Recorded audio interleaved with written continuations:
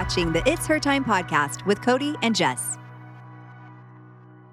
Welcome back to the It's Her Time podcast. My name is Cody Sanders, and on today's episode, we're going to dive into how to get the best sleep of our life. We have sleep expert Chrissy Lawler joining us and sharing all of her best tips on how to not just get the most sleep, but how to get the highest quality of sleep, because that matters a lot. But before we get into all of that, let's join Jess for a Mixhers Girl Say. On today's Mixhers Girl Say, we're actually going to share a little bit of the behind the scenes of Mixhers. We recently launched a new Hernightly flavor. It's called Restful Raspberry. Mm-hmm. It's awesome because you can drink it cold or warm. Mm-hmm. And the raspberry taste is chef's kiss. I know. It's so good. It's so good. And I'm excited because I love a really good hot cocoa, which is what Hernightly has been. Mm-hmm. And especially during the winter. But when it's summer, it's not always as appetizing. So I love having something that's a little more refreshing, but good all year. And you know what? Actually, I heated up this Restful Raspberry. And it also tastes good warm too. Yeah, so absolutely. Yeah. So we're going to share a funny Hernightly story for Mixhers Girl Say today. Yes. We're going to throw it back a little bit. This is about 2 years ago. More than that, I think, right? Yeah, I don't even know. I don't know. It was at the beginning of Mixhers. You know me with keeping track of time. Everything blurs. Yeah. So we were so excited to launch this product, Hernightly. We wanted a sleep product for a while. We were so excited to get this new product. It was in canisters. We went around delivering this brand new product to a bunch of people's hands before it launched. Right. And I showed up to a friend's house to give her the product the day before the product launched. And I'm like, you're going to love this so much. It launches tomorrow. It tastes so good. It's this chocolate flavor. Look at the cute bottle. And she's like, oh, honey, you see this, right? And I was like, wait, see what? She's like, this. And she points out, we had printed all of the bottles. And we're talking thousands of bottles. And the amount of people that approved this is actually kind of all funny. Of us. Like we all take the blame because we all looked at it and thought, great, it looks perfect. I don't know how. I don't know what. Typed out on thousands of bottles, Hernightly. Hernightly. And even when she pointed it out, I was looking at it like, yeah, it's spelled correctly. We had thousands and thousands of bottles with a typo. I know. And we feel like what the best part was and what we learned from it is that, you know what? We are a bunch of women running this business, and we are so excited about the products that we get to launch and put in women's hands, but we're also very human. So while the formula was absolutely perfect and the product tasted delicious, we did make a mistake. It was a human error. And what I loved is that we just owned it. We shared with our audience. This was a couple of years ago. We shared with our audience the mistake that we had made. Right. And women were so fantastic. They were like, oh my gosh, this is just funny. Like, thanks for sharing. Thanks for letting us be a part of this.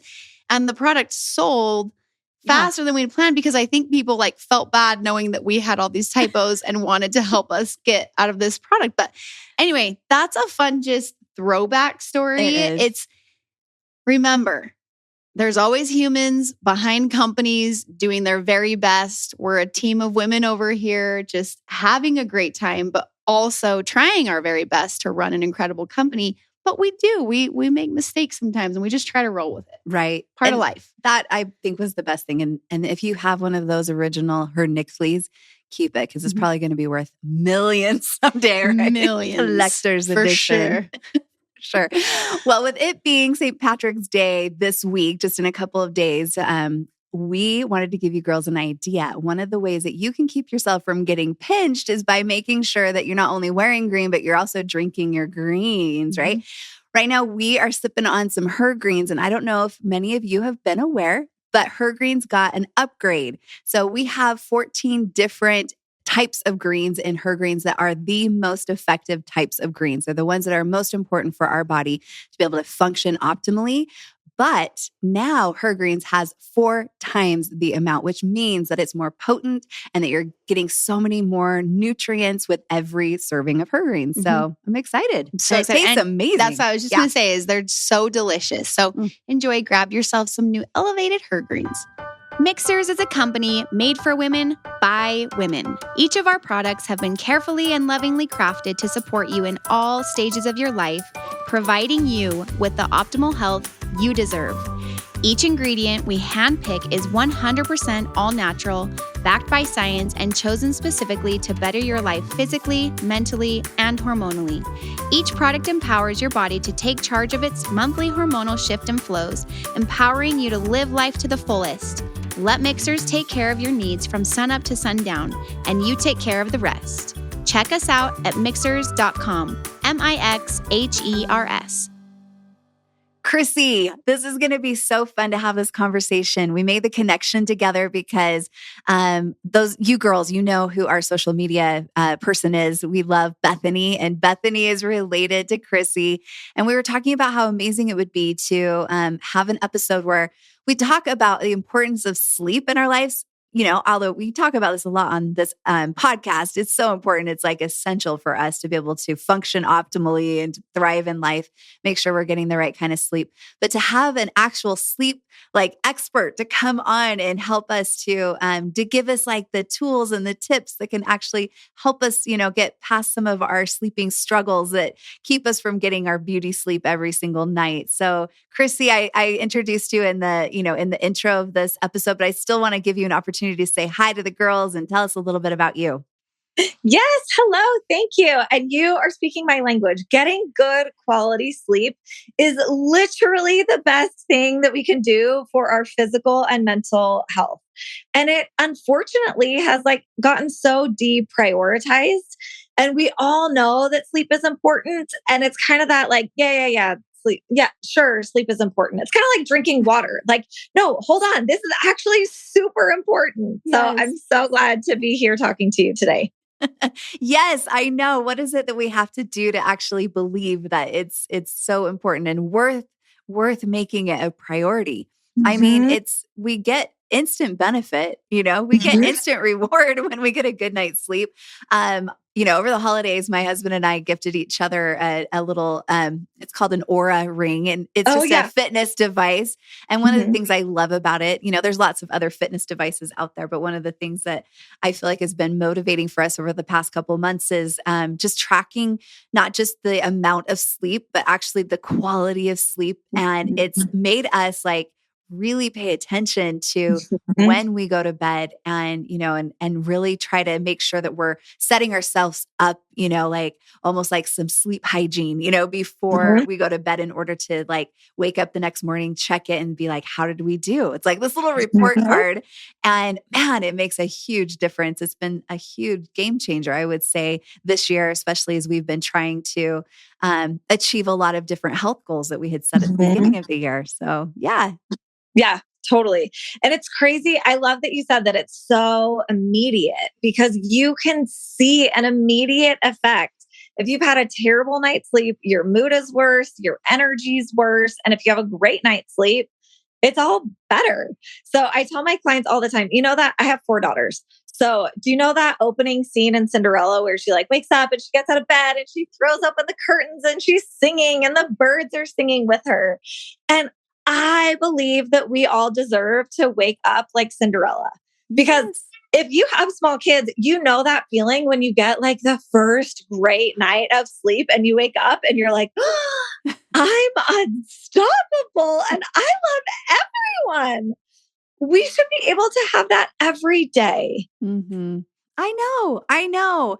And it makes the biggest difference. I think that, you can tell when I walk into work, I can tell who had a good night's sleep and who didn't. Yes. It's very apparent. And imagine those of us that, maybe haven't been making good, quality sleep a priority. And we still feel like we're functioning pretty well during every day. So take that, how well you're functioning without sleep. Imagine what you can do with a really good, consistent, good sleep every single night. I think that it'll be incredible. We'll change the world. Yes, seriously. yeah. So what is it, do you think, keeps people from getting or from making it a priority in their lives? What's the biggest reason that we like don't take this sleep thing seriously? That's a great question. I think a lot of it stems from childhood and this like FOMO of I don't sleep is boring. It's not that important. Everybody's always telling me that I need it and like I don't wanna.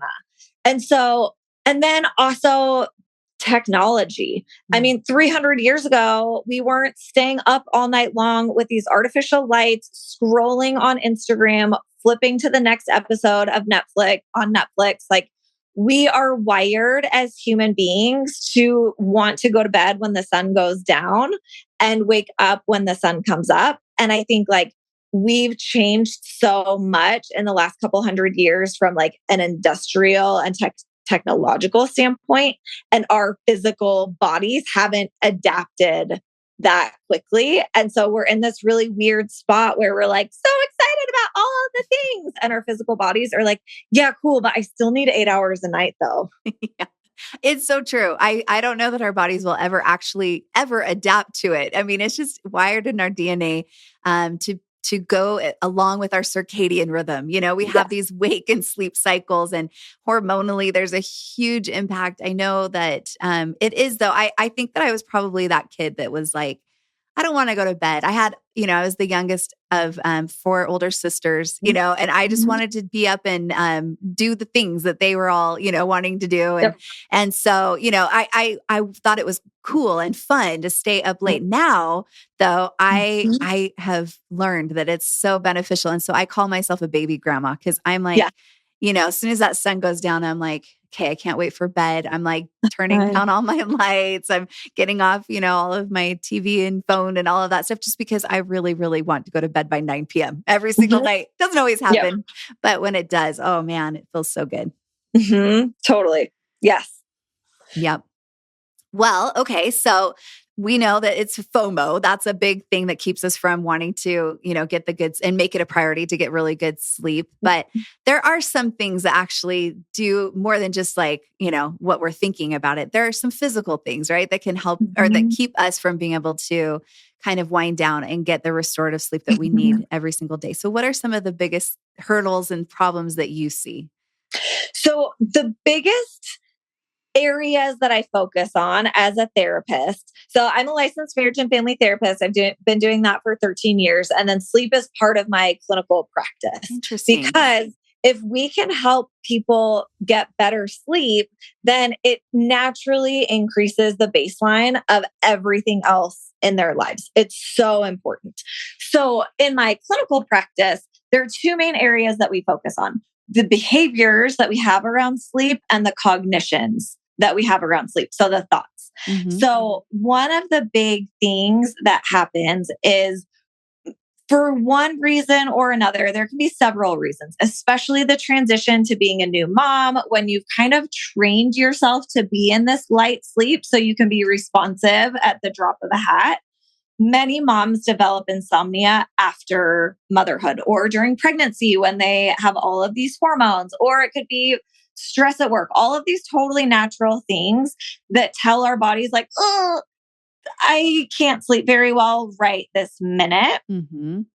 What happens, unfortunately, is we stack on these negative behaviors and we stack on these negative thoughts. So people that have difficulty sleeping usually will identify themselves as a bad sleeper.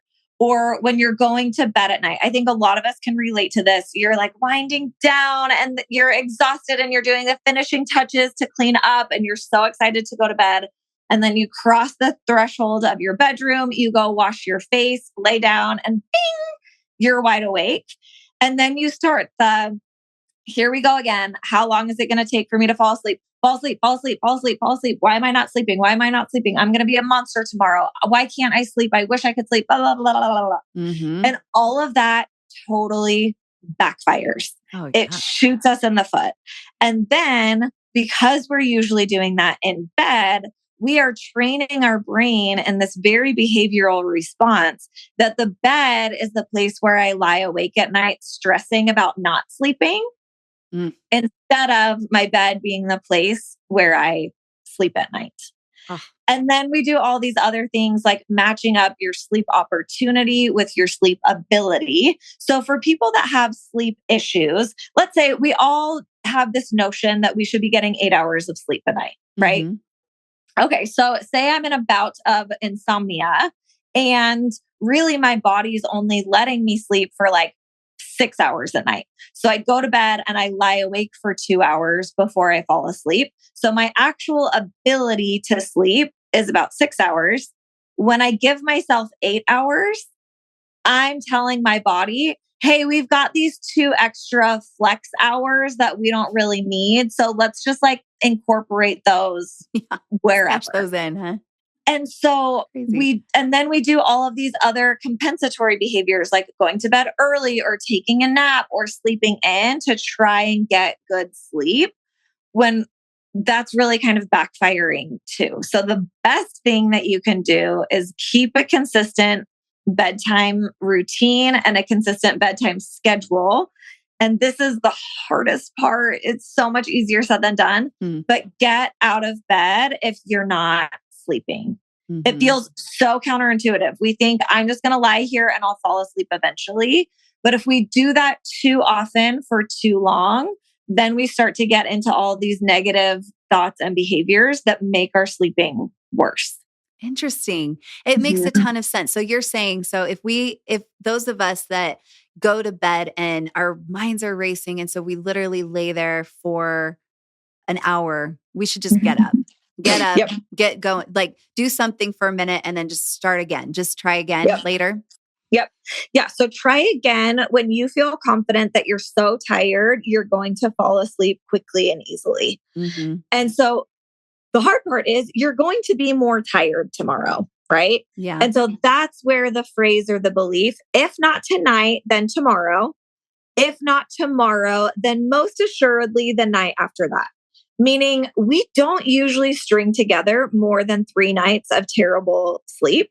So if I might be exhausted tomorrow. I'm pacing in the kitchen. I'm meal prepping at 2 a.m. This is dumb. I wish I were sleeping. I'm going to be so tired tomorrow. And then you can flip your thoughts and say, yeah, I probably am going to be tired tomorrow. But you know what? I've been tired lots of days in my life and I functioned just fine. I'm so excited because I know that tomorrow night I'm going to sleep great. All of this built up sleep pressure, I'm going to go right to bed tomorrow night. And actually, as a matter of fact, I bet if I go lay down now, I'm tired enough that I'm going to fall right to sleep. Mm-hmm. And so you're just retraining your brain and resetting your sleep system in this way that, frankly, a lot of people don't know about and a lot of people don't do. Yeah. So a lot of things that we're doing to try to sleep better aren't working. Right. But of course, there's this whole other subset of people that are mostly good sleepers. And then we just need to talk about sleep hygiene. Mm-hmm. So some people have sleep disorders and insomnia. Some people just could benefit from optimizing their sleep. But actually, 70 million Americans have sleep disorders. So that's a lot. That's a lot. I feel like it's very common. I mean, it's something that I dealt with for couple decades. Like I finally am feeling like I've mastered sleep. And I like almost am nervous to say that because I'm like, I'm going to jinx myself. But but it is true. I agree with a lot of things that you're saying here. I think that it's, when you have these consistent poor nights of sleep, it creates this anxiety. And so when you are going to bed, it's like you are feeling anxious about just even the process of like falling asleep and what happens if you don't, it's the same thing. It adds to that like mental chatter that's, keeping you up at night. And so I had learned that it was better to just get up and try again later. But I also like the idea of almost like just kind of tricking yourself, just kind of changing the dialogue in your head, changing it and almost tricking your brain into like, no, this is great. This is totally how it should be. And, and removing the anxiety side of it out of there. Mm-hmm. But I wonder too, when you were saying, well, I'm in my kitchen, I'm food prepping, I'm doing all this stuff. Is that something that you recommend? Because I would think that instead, you could get up and do stuff, but you still want to be doing some things that kind of signal to your brain that it's time for bed. Is that not true? Or because you did say some of the things that we do try to do, like maybe meditation or whatever, it can work against us. So explain that a little bit more for us. Yes. Great question. So the most important piece is just getting out of bed if you're not sleeping. Usually, unless it's really positively reinforcing, your body's not going to care that much about meal prepping that you're going to start waking up at 3 a.m. consistently so that you can get a jump start on meal prepping. So as long as we don't want to be like binging a Netflix thriller where we're pushing past our body's sleepy signals that saying, go to bed, go to bed, go to bed, go to bed. And then our mind is like, no, I want to stay awake. Yeah. But anything else, so you can do meal prepping, you can make your grocery list, do your online shopping. I remember once we just moved. So I like built all the IKEA furniture in different segments of like times when I was awake in the middle of the night. So you can actually do any other activities because your natural physical body will like surface and say, stop what you're doing. It's time to go to bed. And that's actually what we want. Because when our natural physical body is like, calm down, go to bed, I'm tired now, then we harness that. And then it helps our mind. Our body overpowers our mind and just says, you're exhausted, go to sleep. And then when we have a consistent pattern of that, then our mind learns, I'm a good sleeper. I fall asleep quickly. I fall asleep as soon as my head hits the pillow. I fall asleep deeply for as long as I have the opportunity for it. We make your body overpower your mind so that then your mind can start working for you instead of against you. Yeah. Okay. I think that makes sense. I think the key is to, though, not fight past those signals that your body's giving you. So Exactly. if you ignored it the first time that your body was giving you the signal, it's time to go to bed, it's time for sleepy time, and you push past it so you could finish whatever series you're watching or whatever, or the meal prepping, then you have to give yourself time. It is going to keep you up later, because you push past it. But allow your body then to give you the signal again and don't ignore it that time. Is that right?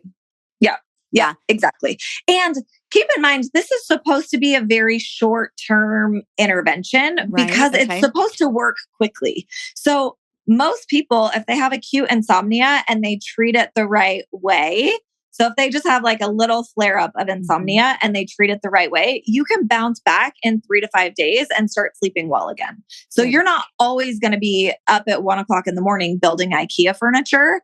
It's just tonight sucks. I know what to do so that I can reset. Yeah. But some people, like I work with people in my clinical practice that have had insomnia for 6 years, for 10 years, for 20 years. And that sucks. That takes a toll. You guys, it sucks so much. It's the worst. It was partly, I've talked about it a little bit, but it started in my late 20s. It was all through my 30s and then into my mid 40s. And it was partly because I was, we owned gyms. And so we had to go open our business up at 5 a.m. So I was getting up early, and then you'd have the raising teenagers at the same time. So it was like I had to stay up late enough for them to get home. And then, and it just created just this terrible cycle in my life where I didn't have any problem though, Chrissy, falling asleep. That was not, I would tease that I had a button on the back of my head. The second that my head would hit the back of the couch or the pillow, I was asleep. But I would wake up consistently around 1 or 2 a.m. every single morning. And then I just lay there and I could not fall back to sleep. And it was terrible. I hated it. So so what do you suggest for that? Because I know that's very common, especially for women who are dealing with detoxification issues or hormone imbalance. That's it's a very common symptom of that is to have that middle of the night, usually between that 2 to 4 a.m. wake up. So how do you help, to retrain the brain when that's happening? Yes. So same thing, actually, just get out of bed and do whatever you need to do until your body signals like, okay, I'll fall back asleep now. And then the key there is not sleeping in to compensate, because we still want a little bit of that sleep pressure from the middle of the night to catch up with you the next night. So that it's kind of like, when we talk about toddlers, like you give them dinner and then if they don't eat, then okay, this is what dinner is. if you don't eat this, you might be hungry. Our next meal is at breakfast time. Like take it or leave it. Right. And then they realize like, oh, I got to take what I can when I get the chance. The hunger right? teaches them. The hunger becomes the teacher. Yes. And so it's the same kind of thing. Like we're kind of drawing a hard line with our brains and saying like, oh, shoot, if I don't sleep when I get the chance, like I'm going to be tired. And it's like, so sleep when you get the chance.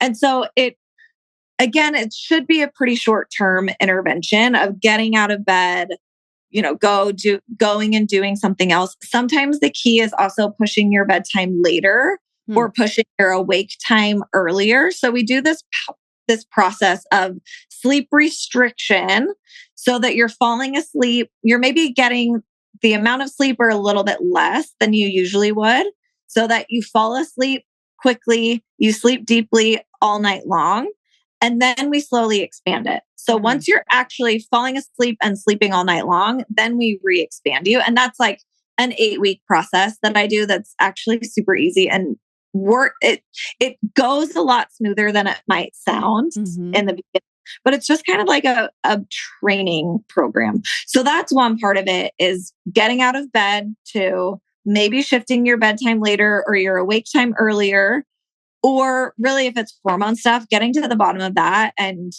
supplements and treating hormone issues. We have such incredible technology now to help balance out those hormone imbalances so that we don't have to have the struggles that our grandmothers did going through menopause. I know, thank goodness, right? I know that's what we try to provide at Mixhers is we try to provide this little bit of at least nutritional support.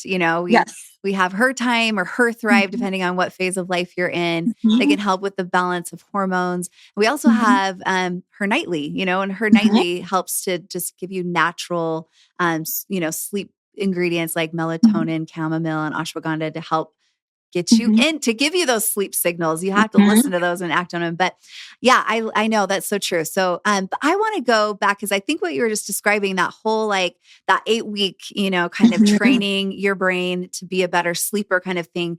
And then you also mentioned the term sleep pressure. Can you teach us a little? Is that what is happening when we're doing this little 8-week training? Was we're helping to create more sleep pressure to help? Okay. Can you explain to all of us like what that looks like, what that means? Yeah. So sleep pressure is just that feeling when you're tired and you're like, oh my gosh, I could fall asleep right now. Like I'm ready to go to bed and I know that I'll fall asleep quickly. That is sleep pressure. And the higher the pressure, the deeper the sleep. Is that right? That you get? The higher the pressure, the quicker you're going to fall asleep, the deeper you're going to sleep, and the more consistently you're going to sleep. So you're not going to have these middle of the night wake ups that last 2 hours because your body's like, I can't afford that. I need to be sleeping or else I'm not going to get it. So again, like think about anything else in our bodies, like hunger or thirst. Like if you wake up and you don't eat breakfast, maybe at 6 o'clock, you're like, oh, I'm a little bit hungry. I could go for some food. Like I could take it or leave it. I'm not a breakfast person. But if you don't eat until like 11, then you're like, I am hungry. I will eat whatever you put in front of me. You'll be the best eater in the world, right? Yes. Or thirst, same thing. Like when we increase that pressure, there's more urgency. And when we have that, we get out of our mind's way to say, I don't care about the to-do list. I don't care about replaying whatever conversation I shouldn't have had earlier or the messes or whatever. I gotta go to bed. Yeah. And then when you do that consistently, you relearn how to be a good sleeper. So the sleep pressure, sleep restriction, getting out of bed in the middle of the night, all of that is just a means to an end so that you can, on a regular basis, fall asleep quickly, sleep all night long, and be happy and thriving. Yeah. Oh, it makes sense. I mean, and there's lots of ways that we can build that sleep pressure. Obviously, like you're saying, kind of restricting your sleep is going to do that. Being active throughout the day, that's going to help build sleep pressure, not necessarily taking naps. Sometimes a good power nap is very beneficial, but not if you're having insomnia and sleep troubles, right? It's actually kind of counterproductive in helping you to get a good night's sleep because you are releasing some of that pressure. It's like imagining that you're kind of blowing up a little balloon, right? And at night, you want to have that balloon nice and full. And the fuller that it gets, like the better the sleep's going to be as you go throughout the night. But if you kind of let out a little air here and there throughout the day, you're just not going to have as much, you're not going to have as big of a balloon, right? And so you're not going to get that good sleep. Yeah, I love that. Okay, but let's talk now about, sometimes maybe we are building up enough sleep pressure and we are, doing all the things. We're helping support our hormones. We are, doing all the things, the good sleep hygiene and stuff, but we have a spouse that struggles and has things like snoring or sleep apnea, or maybe they're night owls and they're like wanting to have the TV on late at night, or we have a newborn, or there's lots of things like that. How do we help, solve that problem? Because I know sometimes those things are out of our control. Yes, totally. Okay. So I'm going to put snoring husband and newborn into different categories. Yeah, they're kind of different. Yeah. So if you have a newborn, then part of it, fortunately, with part of your hormone shifts, you are going to be able to navigate the more disrupted sleep. But we can help. That's the other branch of my business, is helping little tiny babies get better sleep as quickly as possible. So don't be afraid to track down those resources. We have courses and consultants and all of that. Like, your babies can be great sleepers sooner rather than later. And you can get through the hard beginning time and it's all going to be fine. You're going to sleep soon. Amazing. That's like such a win-win. Like having something like what you're providing, like every new mom should have this, and every baby, like you're setting that baby up for success for their whole life by teaching them to be good sleepers. Yes, exactly. So there are so many resources out there to get good sleep in a way that works for you. And that's really kind of our aim at The Peaceful Sleeper. So you can find us at thepeacefulsleeper.com. We'll link you for sure. That's really just knowing like good sleep for my baby is possible. And I can get through this period of sleeplessness and I will survive. And this is short term. Now, if you have a husband or a spouse that's a night owl, that has the TV on, that's snoring, that's tossing and turning, then I would say, one, encourage them to get the sleep help that they need. You might have a partner that does what a lot of adults do, that just has accepted their fate, that I'm a bad sleeper, I say in quotation marks, because I have these conversations with people all the time. They're like, yeah, I'm a bad sleeper. Nothing's going to help. And it's like, this is actually like really important though. Let's try. Yeah. Have you tried, have you actually tried all of the right things? You know what I mean? Yeah. I don't know. I think about like driving a car. If your car is running on empty and you were just like, meh, the gas tank's empty. It is what it is. You're like, oh, I broke down again on the side of the highway. It is what it is. Like, that would be so silly. Right.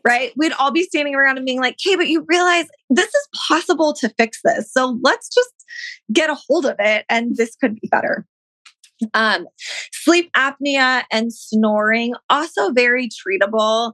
I think people hesitate to have to do the mask because it's lame or annoying or whatever. And like, if it's going to help your sleep quality, it's worth it. Probably going to change your life. Behavioral things like having the TV on or being a night owl. My biggest advice for people is let go of the expectation that you should go to bed together. I think a lot of times as married couples, we, since early marriage, are like, no, we go to bed together. It's just so cute.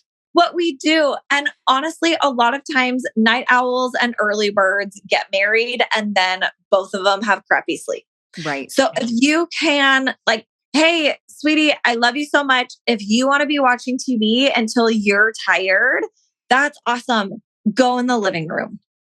I don't want TV on in the bedroom. The bedroom should be the place where we are intimate and where we sleep. And that's it. We shouldn't be hanging out in our bedrooms or working or watching TV or all of those things that get in the way. Yeah. So I think boundaries there can be important too. That like, hey, I love you so much. I'm so sorry you're having sleep issues, you got to figure it out because now you're impacting my sleep and I don't have sleep issues. So go do what needs to be done.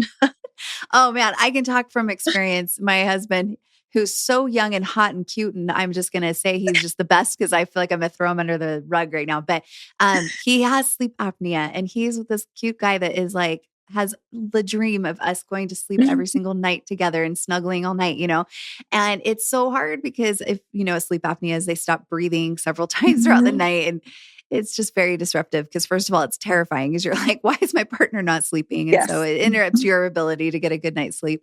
Anyhow, long story short, too many years. I'll just tell you, we had a queen size bed. First of all, we finally, I don't know why it took us 20 years to get a king size bed so we could have a little space.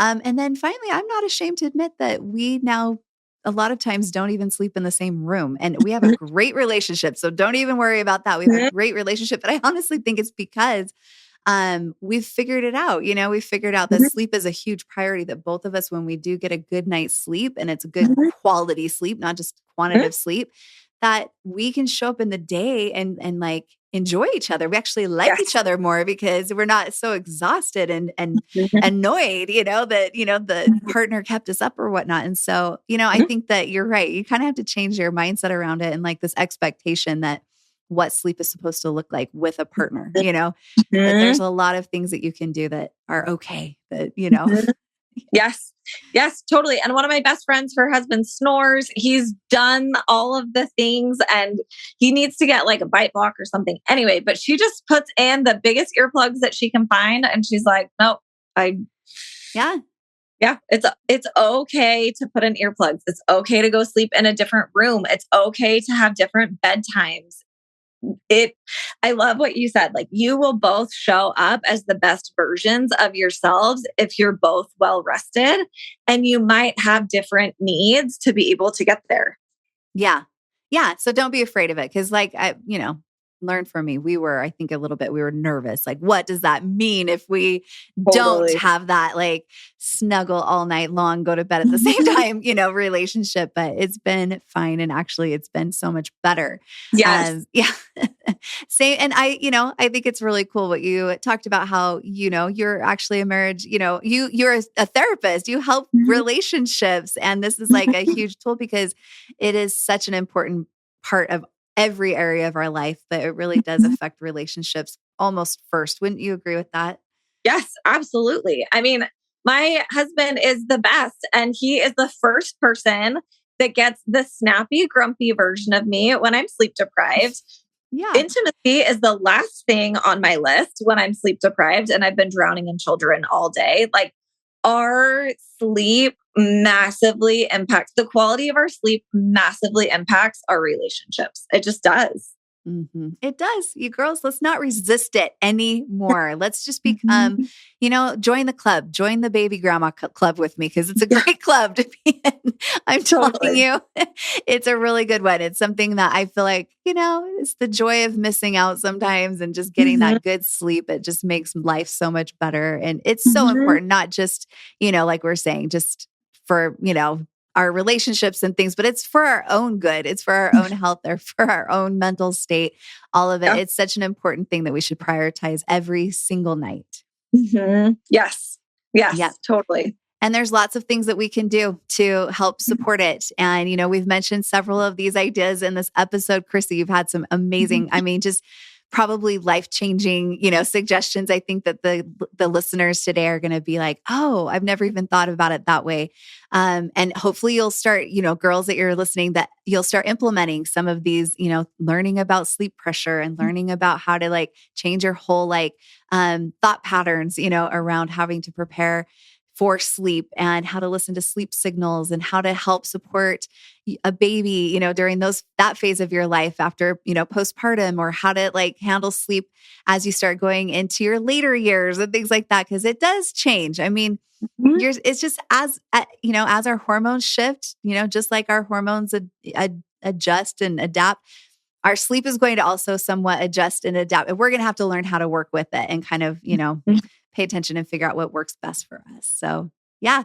Well, Chrissy, is there anything else that you want to share with our audience, places that you are passionate about, like having them connect with you on, or things that you want to share, resources or anything like that you like to share? Yeah. So you can find me on Instagram at the.peaceful.sleeper or our website, thepeacefulsleeper.com. Feel free to email me, thepeacefulsleeper@gmail.com. I would love to connect with anybody that needs sleep help, whether it's for adults or babies, toddlers, 12-year-olds. I can help any sleep issues under the sun. And it's so important. I always say, especially to my mom friends, like in the mom community on Instagram, good sleep is important. How we get there doesn't matter as long as we do. And so I would love to collaborate with anybody that needs better sleep for any age. We can help you get there. Amazing. And we're going to put all of your links in our show notes so that they can follow along on Instagram or just even email you with questions or take one of your courses or anything like that. Girls, we're going to just be able to show up in our life so much better if we can get the sleep that we deserve. So thank you so much, Chrissy. This has been an awesome opportunity to be able to pick your brain and enjoy all of the expertise that you share. So, all right, ladies, if you enjoyed this episode, you know what to do because sharing is caring. You want to share this episode with all the girls in your life. The more that we know about how to support our overall health, the better, like I said, we're going to be at showing up and making a difference in the world like we all want to do. So thank you so much for tuning in every single week. It's my pleasure to always be on here with you and having these kinds of conversations and inviting amazing guests like Chrissy. And, when you go and you leave us a rating and review on podcasts, it helps us to actually attract amazing guests like Chrissy so that we can continue to have the information that we're out there all looking for. And I hope that you will just find some time, just take a quick little minute and leave us a rating and review because it does make a huge difference. Not only does it help us get really great guests, but it also helps us to know what you're enjoying about this podcast and also what you'd like us to talk about in the future. And if you're not part of our Mixhers Girl community, you can join us there because that's where we continue this conversation after these episodes air. And it's where you can ask questions, you can connect with us, you can talk about the things that you've learned, the things that have worked for you in your life. And you can join us by going to our website, mixhers.com. That's mixhers.com. And at the top right, you'll see a little button that says community. Just click there. It's free. It's private. It's a fun place for us where we can just continue the party. So, all right. Until next week, girls, I hope you guys have a very happy and healthy week. Thank you so much, Chrissy. This was a great conversation. Thank you. All right. Bye-bye.